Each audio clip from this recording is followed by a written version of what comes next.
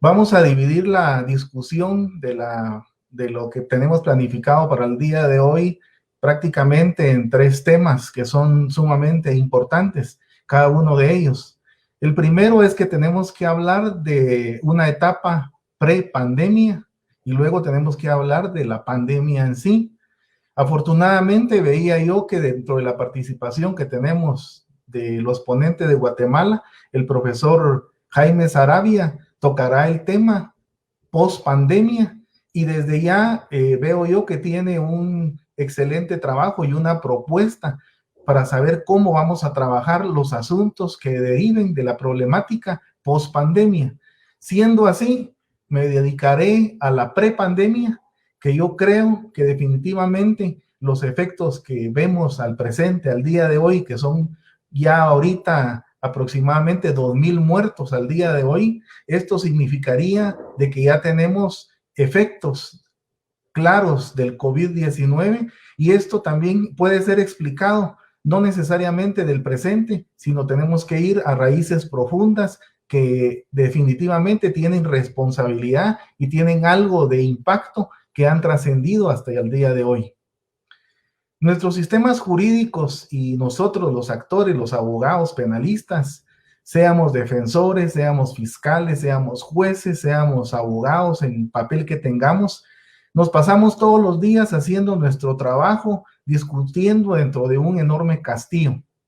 Un castillo construido de normas, no solo locales, sino también internacionales, de carácter regional, de carácter universal, ya que el ámbito jurídico no ha quedado fuera de la llamada globalización. La pasamos entre estos laberintos, muchos en busca de los vericuetos y los vacíos normativos, otros buscando puertas falsas o trasfondos en algo que hemos llamado la ciencia jurídica.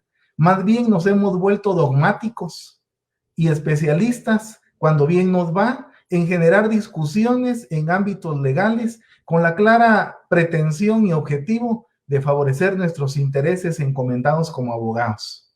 Algo que está muy bien para el positivismo jurídico, para toda dogmática jurídica, pero cuando los efectos trascienden con repercusiones que resultan de grandes desatinos y desaciertos, afectando a las grandes mayorías de la población en general, debiéramos preguntarnos qué es lo que realmente estamos haciendo. ¿Por qué hemos llegado a estos extremos y seguimos discutiendo en castillos que solo son hechos de normas y estos son solo una ilusión? Y no nos percatamos de que no existe en la realidad y aún así seguimos envueltos en ellos. De esa cuenta, la preocupación debe ser desde la academia, desde los centros especializados de investigación, desde la USAC como rectora de la educación superior del país. El derecho penal y el derecho procesal penal al día de hoy caminan solos. Observan de lejos al derecho internacional de derechos humanos y también a las propias normas constitucionales, mientras la realidad va en sentido contrario al derecho penal y al derecho procesal penal, que no tienen ni conocen ningún destino cierto, y menos que sea común. Se ha dejado atrás esa realidad, dedicándose a su ciencia dogmática, fuera de todo saber y conocimiento criminológico. Situación que se agrava con un código penal en el caso de Guatemala que data del año 1970, de origen decimonónico español, en donde no solo por mencionar algunas situaciones, aún regula la aplicación de las medidas de seguridad en forma predelictiva y existen otras formas manifiestas y encubiertas en que se configuran con sustento de un derecho penal de autor, que al día de hoy claramente sabemos que se encuentra proscrito. Desde nuestros primeros años en la universidad, cuando empezamos nuestros estudios de derecho penal, vimos someramente algo de lo que hemos llamado la enciclopedia de las ciencias penales, porque las ciencias penales no solo son normas jurídicas, son conocimientos complejos, son conocimientos inter y transdisciplinarios de otras ciencias, como la psicología, la sociología, la antropología, la biología, la pedagogía, solo por mencionar algunas de las más preponderantes. El ser humano sigue siendo un ser complejo, del cual aún, con todos los avances científicos que existen, aún tenemos muchas dudas sobre realmente quiénes somos y no hemos logrado conocernos mejor. Lo que sí es cierto es que en todos los días, en los contextos globales, regionales, locales, microespacios, hay lucha de poder por la dominación y el control de unos sobre otros, buscando beneficios, obviamente, especialmente los económicos, sin descuidar los secundarios instrumentales que sirven al primero, habiendo, por supuesto, logrado antes, mediante la consagración del falo, desplazar y subordinar a la mujer frente al varón. Con todo respeto digo esto. Para lograrlo, apoyados por la criminología de conveniencia, de interés para clase, esto desde la Edad Media. El saber es poder y quien lo detenta puede usarlo en su beneficio, por lo que ha servido para legitimar los grandes crímenes de la historia, incluyendo los genocidios en Europa y los ocurridos en nuestros países, de nuestros lugares en la región. Siendo que estamos en nuestra América, sobrevolaremos un poco y conoceremos un poco cuál es la situación, pues yo creo que esto es común para todos nosotros. Lo primero que observamos es que hemos sufrido con la colonización, que no es por azar. Esto ocurre como un mecanismo de lograr la expansión de la sociedad industrial europea del siglo XV, porque todas las potencias económicas buscaban expandir su territorio y su dominio. Les interesaban las riquezas, los tesoros, especialmente el oro. Invadir significa aprovecharse de todos los recursos de los habitantes también. Falazmente se justifica una actividad colonizadora con altruismo de educar y civilizar. La religión también se une a este propósito, que también sirvió con esas ansias de riqueza y de afianzar poder. Desde luego, ya en la decadencia del sistema teocrático que poco a poco se venía derrumbando en Europa. El proyecto se hace en nombre de Dios y se sanatiza a los habitantes de los pueblos originarios de América. Sus prácticas religiosas se consideran hechicería. Y esto es basados en la ignorancia y también para subyugarlos. Se les ha considerado razas inferiores. Se justifica así el abuso de los pueblos originarios. Vean entonces que aunque han pasado muchísimos años, estamos hablando de 1492, del llamado descubrimiento de América, hace exactamente 2 meses, casi, ocurre un hecho sumamente trágico en el norte de nuestro país, en aldea Chimay del municipio de San Luis Petén, el día 6 de junio, hace un par de meses, un grupo de fanáticos religiosos dan muerte al sacerdote maya Diego Choc Che, a quien lo señalan de practicar actos de brujería. El Ajquí estaba comprometido con preservar y transmitir el conocimiento ancestral sobre la protección de la madre naturaleza y el uso de la medicina, de las nuevas generaciones y el mundo. Pocos sabían que Diego Choc Che formaba parte del grupo transdisciplinario de científicos mayas, guatemaltecos y europeos que trabajan juntos en 2 grandes proyectos de investigación.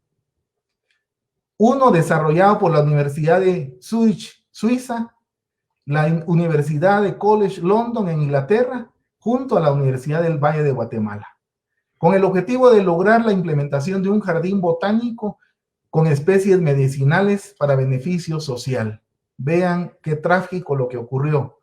La pregunta es, ¿por qué nuestros pueblos no salen de la ignorancia y la superstición? ¿Y por qué lo que fue impuesto en la época colonial al día de hoy sigue afectándonos?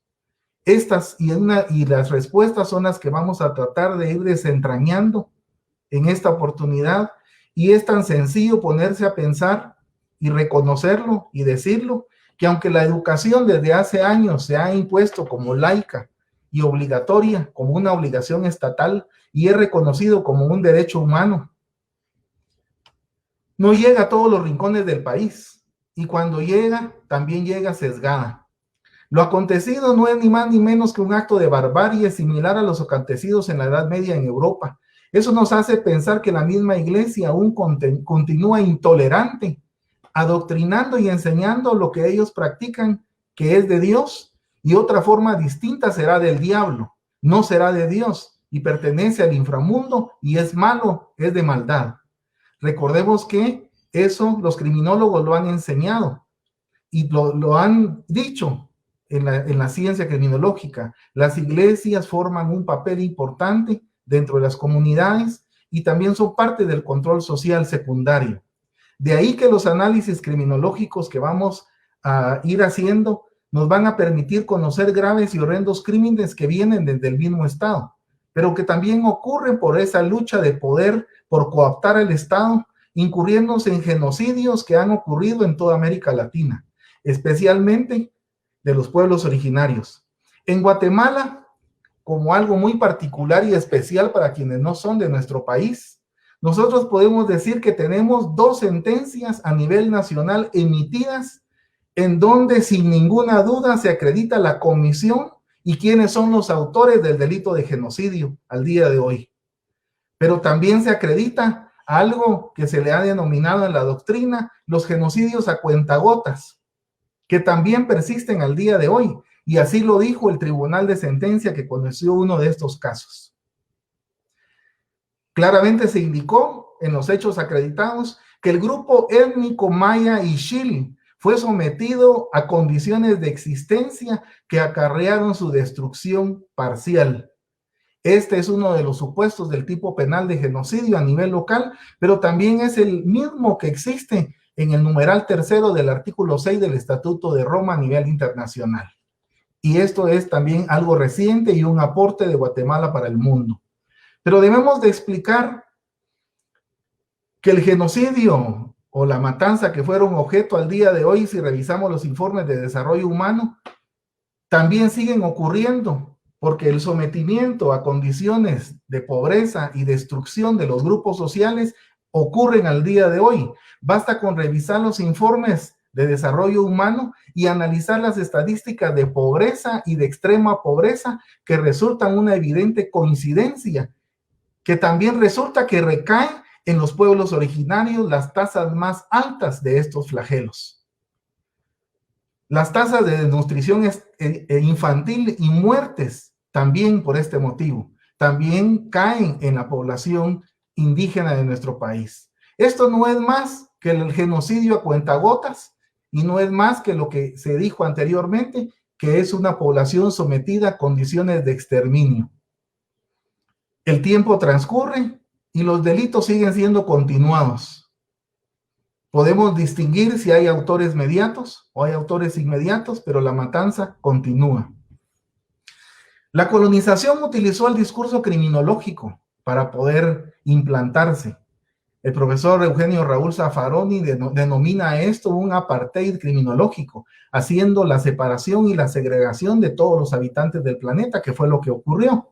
Empezando con la raza negra, disputándose y distribuyéndose su territorio, el continente africano, para su civilización, y empezando con esta raza, para luego empezar con el resto de los habitantes del mundo, y al conocerse el nuevo mundo, nuestra América, pasó lo mismo con nuestros habitantes originarios. El nivel de penetración en la conciencia de estos postulados de la ciencia como tal ocurrió en el Holocausto judío de seres inferiores, conocido mundialmente por todas las atrocidades que han ocurrido, especialmente este. Sigue ocurriendo en forma manifiesta y encubierta, y sigue siendo a cuentagotas. La criminología siempre fue así, nació racista, nació en Europa y se traslada a nuestra América de la misma manera, bajo estos mismos postulados. Hemos tenido la poca capacidad de generar nuestros propios conocimientos y de competir con lo que existe. Ha sido visto y considerado como si fuera lo único, lo absoluto, lo cierto. Aún vemos en las aulas universitarias que se enseña como algo dado y aplicable a nuestros contextos, lo cual no es así. Nosotros como academia estamos obligados a construir nuestra propia criminología desde nuestro ámbito donde estamos. Al día de hoy, los estereotipos creados desde la colonia siguen presentes, habiendo logrado como un efecto simbólico y para algunos resignados que esa es la voluntad de Dios, según las doctrinas que les fueron enseñadas. Pero hay otros que no quieren verse como indígenas porque el racismo y la discriminación es latente, está insertada en lo más profundo de las entrañas de la sociedad y ahora por muchos casos, por ignorancia o sin saberlo, con el apoyo de lo mediático, difundido por las redes sociales, por los nuevos jóvenes en las nuevas generaciones. Pocas personas han logrado liberarse y emanciparse de aquellas ataduras que han sido trabajadas e impuestas por más de 500 años. La alianza Estado-Iglesia, con el apoyo también de la Iglesia Evangélica, han trabajado desde el norte de América hasta el cono sur, sin olvidar nuestro Caribe, mucho para lograr esto. Los habitantes de nuestra América aún siguen siendo considerados razas inferiores. Lo mediático ha hecho su trabajo racista, se le hace de menos, se le menosprecia, se discrimina todo lo que no tiene el color blanco. No fácilmente podemos considerar, estudiar y citar y emular a los mejores tratadistas norteamericanos de nuestros días por el hecho de ser indígenas. Tenemos el caso del señor Evo Morales, quien refundó el Estado plurinacional en Bolivia, pero nosotros preferimos en la doctrina, entre la enseñanza del derecho, estar citando, en lugar de hacerlo del señor Evo Morales como gran estadística y las transformaciones importantes que hizo en Bolivia. Preferimos citar a la Carta Inglesa de 1215, preferimos estar hablando de la Constitución de Alemania de Weimar o de la Constitución de los mismos Estados Unidos de Norteamérica. La ciencia criminológica ha sido racista y discriminadora. Lo que sí existe y sabemos y tenemos claros es la lucha por el poder y la dominación de unos por otros, y tratando todos de controlar al Estado. Como en Europa, como en nuestra América, han existido grupos claramente diferenciados que podemos verlos en nuestra historia como llamados liberales y conservadores. En otros lugares, con otros nombres, también le hemos llamado los demócratas, los republicanos. Los primeros tratan de hacer cambios en las estructuras estatales, generar los derechos para la población en general, y otros tratan de mantener todo de la misma manera y manejar el mismo status quo que les resulta beneficioso y cómodo. No obstante, también ocurre que quienes enarbolan la bandera liberal, una vez asumidos los puestos y estando en otra condición, también pasan a ser del otro lado conservadores y viceversa, todo dependiente de sus propios intereses. Los grupos mayoritarios indígenas de nuestra América no han participado de estos grupos que luchan por el poder, porque durante muchos años siempre fueron marginados y lo siguen siendo en muchos momentos, sin derechos fundamentales, ni siquiera ser considerados como ciudadanos. Esto no ocurrió solo en la época colonial, también pasó en el periodo independiente, hablando del caso de Guatemala. Recién en la Constitución de 1945, los indígenas tienen derechos políticos y ya pueden participar ejerciéndolos. Vean que esto es sumamente reciente, acaba de ser. Lo mismo en el caso de las mujeres. Logran la participación política hasta en la Constitución de 1965, también acaba de ser. Esto nos da un panorama general para comprender cómo ha sido la construcción de nuestros estados llamados independientes de nuestra América. Más o menos ocurre lo mismo en todos los rincones de nuestra América. Desde Estados Unidos se optó por el genocidio, se hicieron desplazamientos internos contra los grupos indígenas. En algunos lugares se les mandó a reservaciones, a lugares inhóspitos, como pasó en los Estados Unidos, y también cuando Estados Unidos estaba en Panamá, lo mismo hizo en las comarcas de ahí. Formalmente, Guatemala precisa su separación de España del día 15 de septiembre de 1821, pero no obstante, el sistema colonial implantado en el siglo XV se mantiene por muchos años más, porque se siguen aplicando las leyes de las Indias, con la diferencia de que se dejó de tributar a la corona española. De manera que el poder dentro de las instituciones del Estado se disputa y se alterna entre los grupos antes mencionados, como siempre, se cambian de actores. Y lo que ha ocurrido es que golpe de Estado, cambio constitucional, y se generan siempre entre los mismos grupos las mismas luchas de poder, pero siempre las grandes mayorías se mantienen en la desigualdad, porque la lucha es sobre lograr más territorio y lograr la riqueza que el país produce. No perdamos de vista la posición que tiene Guatemala, que es de mucha importancia, y podríamos decir que nos afecta. Puede ser bien, puede ser mal, no sé cómo puedan verlo ustedes, esto depende del punto de vista en que lo veamos, pero al final de cuentas es una posición estratégica para nuestro vecino, hermano país del norte, quien ha pretendido ser una potencia mundial porque estamos en su vecindad o en su patio trasero junto a México. Especialmente ha puesto atención en el llamado Triángulo Norte, que incluye a Guatemala, San Salvador y Estados Unidos, porque tiene Guatemala y estos países un interés especial para ellos. Es un lugar de paso de migrantes, tráfico de drogas, etc. Nuestros países son principalmente exportadores de materias primas, cuyo principal socio comercial sigue siendo los Estados Unidos de América. Dado el comportamiento y las expectativas que se tienen sobre la economía del país, Guatemala es una de las economías más grandes de Centroamérica, sin embargo que presenta los mayores niveles de desigualdad y el crecimiento es mayor, pero aún así, como ya lo explicábamos, tiene los más elevados índices de pobreza, desnutrición y desigualdad. Sin embargo, también hay cosas interesantes que tenemos que analizar y no podemos pasarlo desapercibido. El Banco de Guatemala ha visualizado que las remesas que se obtienen de nuestros trabajadores y que ayudan en nuestro país llegan a ser de 45,000 millones de quetzales. Esto es más o menos la mitad del presupuesto anual de egresos y ingresos de todo un año, viendo la ley del presupuesto para el año 2020.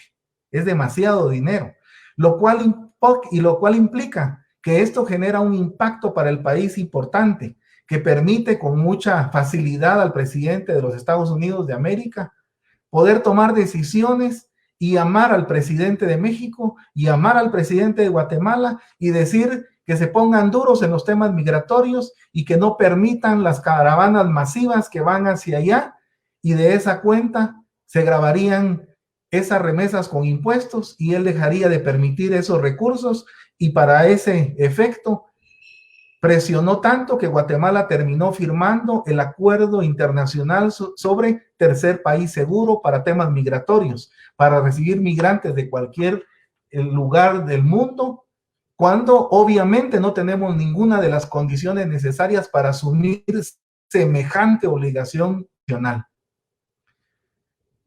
En Guatemala podemos establecer que el 20 de octubre del 44 ocurrió la llamada Primavera Democrática, que dio muchos frutos, que fue producto de una revolución y de la Carta Magna de 1945, donde se prohibieron los latifundios, se ordena la desaparición de otros latifundios, se grabar los que existen y también se emite el Código de Trabajo, se crea el Instituto Guatemalteco de Seguridad Social, se promueve la educación en el país y algo que es digno de mencionar, también se le otorga la autonomía universitaria a la Universidad de San Carlos de Guatemala.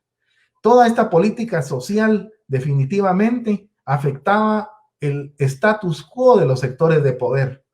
Inmediatamente también se vio afectado Estados Unidos a través de los funcionarios y los que invierten en la United Fruit Company, y lo que dio lugar a que así de sencillo Estados Unidos, a través de la Agencia Central de Inteligencia, promoviera y dirigiera desde los Estados Unidos, a través de la CIA, la Operation Success de los Estados Unidos de Norteamérica, y lograran votar a nuestro gobierno democrático.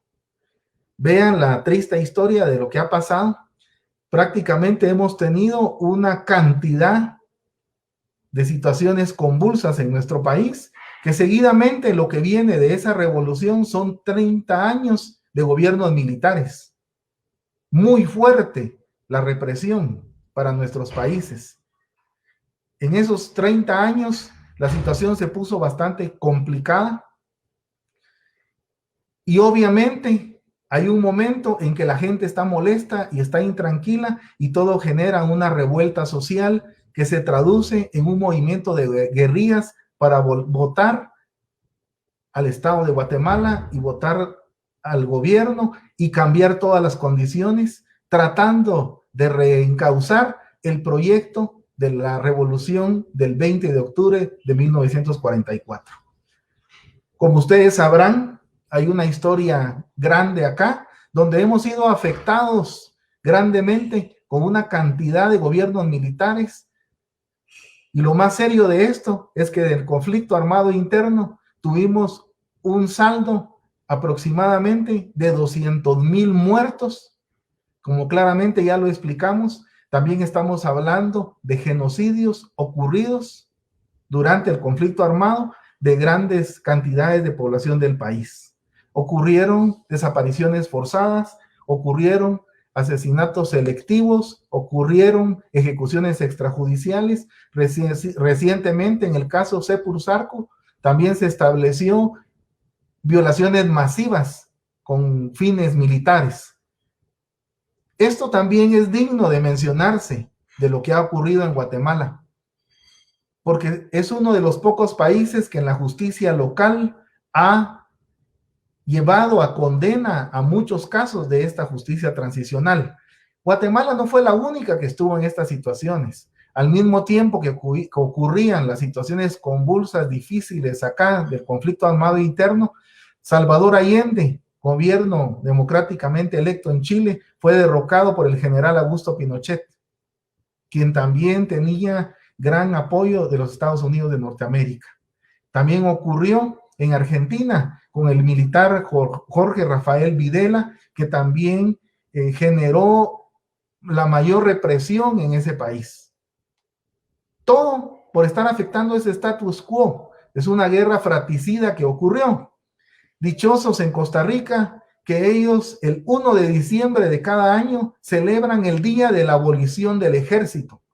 Ellos tomaron la decisión en la Constitución Política del 7 de noviembre de 1949, prescindir del ejército, y esto les ahorró miles de muertos y no entraron al conflicto armado. Al contrario, le apostaron a la educación y su situación cambió sumamente de manera importante, con mucho impacto para ellos en el futuro. Al final, nuestro conflicto armado interno se discute en acuerdos de paz, y eso dio lugar a poder buscarle salidas a esta situación. Es digno de mencionarlo. El presidente Óscar Arias en Costa Rica fue uno de los impulsores. También Marco Vinicio Cerezo, presidente de Guatemala, que en diferentes reuniones lograron ponerse de acuerdo y resolver ya lo relativo a la guerra en Centroamérica. Se firmaron una serie de acuerdos humanos y derechos, de acuerdos de paz para resolver esto. Y esto era muy importante porque precisamente uno de los acuerdos fue no permitir que el territorio centroamericano ingresaran más armas, y esto también no era del agrado de los que vendían las armas que venían del norte. Todo esto generó una gran problemática para poder llevar a sentar esa realidad y llevar a final a la paz firme y duradera, que al final de cuentas se logró resolver. Uno de los compromisos en el Acuerdo Global de Derechos Humanos es mantener el estricto respeto a los derechos humanos y que no existieran los cuerpos ilegales ni aparatos clandestinos de seguridad. Muy interesante para el caso de Guatemala, y vale la pena hacer mención de ello, porque es un ejemplo a nivel mundial lo que ocurrió. Aquí fue creada la Comisión Internacional contra la Impunidad, derivada de esos acuerdos de paz, mientras que en otros países todavía tienen estudios de posgrados, tienen libros donde se estudia cómo enfrentar lo que denominan the white collar crime, o la criminalidad de cuello blanco. Porque la impunidad no es solo un problema de Guatemala, sino también es un problema en el mundo. La Comisión Internacional contra la Impunidad nos deja grandes recuerdos y nos deja un impacto profundo en la justicia del país. Definitivamente, nosotros podemos enumerar la gran cantidad de casos que se conocieron desde la Comisión Internacional contra la Impunidad en Guatemala, y podemos mencionar que se llevó a juicio a 3 presidentes de la República de Guatemala, pero también a varios ministros de Estado, diputados, alcaldes, funcionarios, empresarios. Todo puede considerarse criminalidad de cuello blanco. Difícilmente la justicia normal puede alcanzarlos, pero esto se logró. Se suman 124 casos de criminalidad organizada, en su mayoría transnacional, 100 solicitudes de antejuicio, 1.540 personas de este tipo de delitos acusadas, 660 autos de procesamientos, 40 condenas, 70 condenas por medio del procedimiento abreviado. Sin intervención de la Comisión Internacional contra la Impunidad, la CICIG, solo a través de la Fiscalía de Derechos Humanos, también es digno reconocer que la lucha contra la impunidad abarcó los casos del conflicto armado interno, y al día de hoy en Guatemala se tramitan 20 casos, 15 de ellos ya tienen sentencia, por mencionar algunos, el caso Mirna Mag Chan, el caso de Marco Antonio Molina Teisen, el caso de masacres de Río Negro, el caso Cepus Zarco, el caso de masacre 2Rs. Delitos de desapariciones forzadas, ejecuciones extrajudiciales, deberes de la humanidad, violaciones sexuales. Sin embargo, como hemos platicado, estas luchas contra la impunidad va a tener sus detractores, siempre tiene avances y retrocesos, y en el gobierno de Jimmy Morales, definitivamente a él se le tocó también dentro de una estructura de corrupción y se vio afectado, y también participó del cierre de la Fiscalía Internacionalizada. No le interesaba esto. Vimos cómo se investigó que se utilizaron los net center para poder desprestigiar el trabajo que se hacía, y se manejó el eslogan de que el país estaba polarizado, que unos estaban de acuerdo y otros no, cuando las grandes mayorías de la población seguían en la misma situación. Porque la impunidad y la corrupción genera una cantidad enorme de miles de quetzales sin duda el dinero se desvirtúa de donde debería ir, a los sectores más necesitados y donde hay más interés, y no a los bolsillos de personas en particular. La CICIG se terminó, la terminaron, por así decirlo, a pesar de las luchas del señor Procurador de los Derechos Humanos, que hizo muchas acciones constitucionales para lograrlo, no logró mantenerlo, y su trabajo lo podemos ver en 12 años. El ejemplo es digno a seguir, y por eso Honduras hizo lo mismo, creando también con una misión de apoyo contra la corrupción y la impunidad denominada MASICH de la OEA. Sin embargo, también podemos ver que los grupos de poder no solo están en Guatemala, sino están en el mundo. 4 años fue lo que pudo trabajar y se terminó. Mientras tanto, logró evidenciar en el Seguro Social y fraudes de un montón de casos donde también habían casos de corrupción. Ahora, en San Salvador empieza el mismo proyecto, ahora de la mano del presidente constitucional Nayib Bukele, creando la Comisión Internacional contra la Impunidad de San Salvador, de la mano también de la Organización de Estados Americanos. Estaremos observando cómo les va a ellos en este proceso. Lo que tenemos que estar conscientes y nosotros saber que al final de cuentas podemos darles un ejemplo al mundo con lo que ocurrió desde el punto de vista de la impunidad, desde el punto de vista de la corrupción aquí en Guatemala.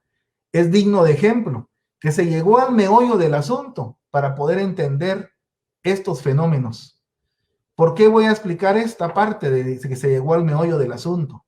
Porque a través del caso de financiamiento ilícito de los partidos políticos se pone al descubierto lo que se denominó la red político-económico ilícito, que no era más que un grupo de empresarios organizados, que su trabajo es apoyar a los partidos políticos con diferente bandera para que tengan luego poder indebido dentro de los procesos que el Estado realiza, logrando así la cooptación del aparato estatal en su propio beneficio.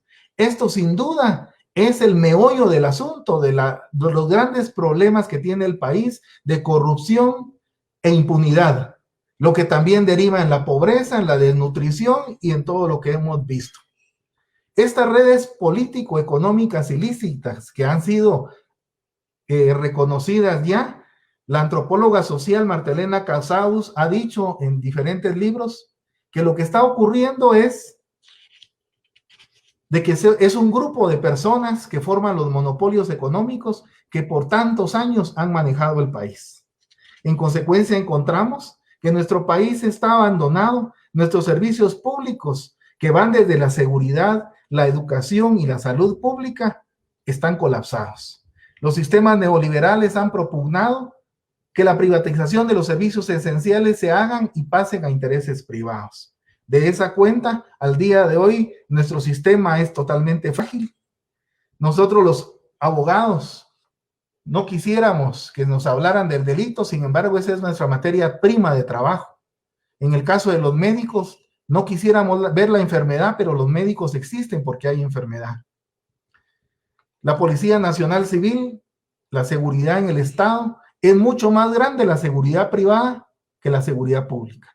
Igual, de la misma manera, los sistemas de salud apenas se dan abasto para responder y llegar al nivel primario en todo el país, que por cierto no tiene toda la cobertura completa, mucho menos hablar de sistemas de encamamiento, de pruebas de medicinas, etcétera, etcétera. Esto es lo que ocurre en el tema de la industria de la salud y ahora tenemos que analizar por qué el genocidio a cuentagotas y por qué ahora la pandemia COVID-19 al final de cuentas no es una grave enfermedad, sin embargo, por su nivel de letalidad, sin embargo, nuestros países va a tener mucha letalidad y es parte de este genocidio a cuentagotas. Llevamos estas 2.000 muertes por el COVID al día de hoy, pero los servicios están colapsados. El personal médico y paramédico están reclamando equipos de protección, medicinas, pruebas, insumos, más espacios de encamamiento.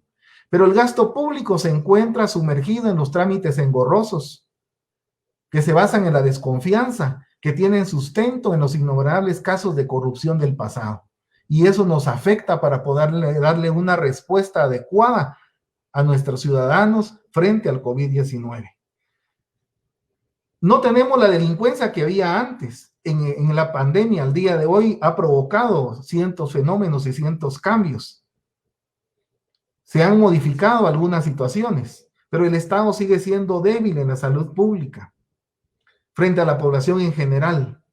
No hablemos de las personas privadas de la libertad, que si ni siquiera se ha ocupado el estado de la salud de los que están fuera, es mucho más difícil hablar del tema de los privados de libertad. Y en este caso, debo hacer mención de que es triste y lamentable decirlo, pero Guatemala por primera vez tiene una ley de régimen penitenciario hasta muy poco, en el año 2006. Es sumamente algo muy reciente, con algunos estándares mínimos para los privados de libertad. Tristemente, todo es una ilusión, porque al final de cuentas esa ley no ha entrado en vigencia, a pesar de que se fijaron 10 años para adecuar la infraestructura y darle sentido a la aplicación de esa ley. Todo es una ilusión, porque nada de eso existe. Ya pasaron más de esos 10 años y no se ha cumplido con la ley. Las cárceles están sobrepobladas, especialmente las nuestras, en un 333%. Solo nos superan en América Latina San Salvador y Haití. Vean la realidad y la tristeza. Aunque la ley de régimen penitenciario habla de que en la celda deberían de haber, dependiendo de la clase de celda, de 2 a 6 personas por celda, resulta que en Guatemala no es posible porque esto no se puede cumplir. El distanciamiento social no se puede evitar y no hay cómo resolverlo. Pero por otra parte, también tenemos cárceles para very important people, cárceles VIP, porque todos sabemos de que los casos de corrupción tienen un lugar distinto a donde van las personas, que por cierto no son lo mejor tampoco, pero veamos cómo vamos clasificando a los seres humanos y en este caso a los procesados según el tipo de delito y su estrato social. Esto no es posible. No obstante, el principio del derecho penal como última ratio, la política para atención a los enfermos del COVID debería de incluir normas que atiendan a los privados de libertad y implementar, por ejemplo, la ley de control telemático que ya está emitida de manera urgente, o utilizar otras iniciativas de emergencia la manera de resolver el tema de la atención a los privados de libertad. Eso no se ha hecho al día de hoy. Ni siquiera el sistema judicial está funcionando. No obstante, las opiniones consultivas de la Corte Interamericana de Derechos Humanos, que en los estados de emergencia es cuando las garantías de todo ser humano se deben de potencializar y el sistema jurídico debe funcionar mejor para garantizar y proteger de una mejor manera en sus derechos fundamentales. De esa manera, creemos que hay mucho por hacer en nuestro país. Me permito concluir ya que nosotros como abogados, dependiendo del rol que juguemos cada quien, debemos de estar alertas. Las muertes están anunciadas. Ya sabemos que van a haber miles de muertos por falta de una atención adecuada, especialmente los sectores vulnerables, ya que al Estado le corresponde el deber de cuidado y tiene la posición de garante frente a estos sectores, por lo que debe hacer el uso adecuado de los recursos económicos, porque esto genera responsabilidad penal, no solo mediante acciones, sino también por omisiones, y por eso está previsto en todo el mundo la comisión por omisión. Muchas gracias. Gracias por su atención a todos.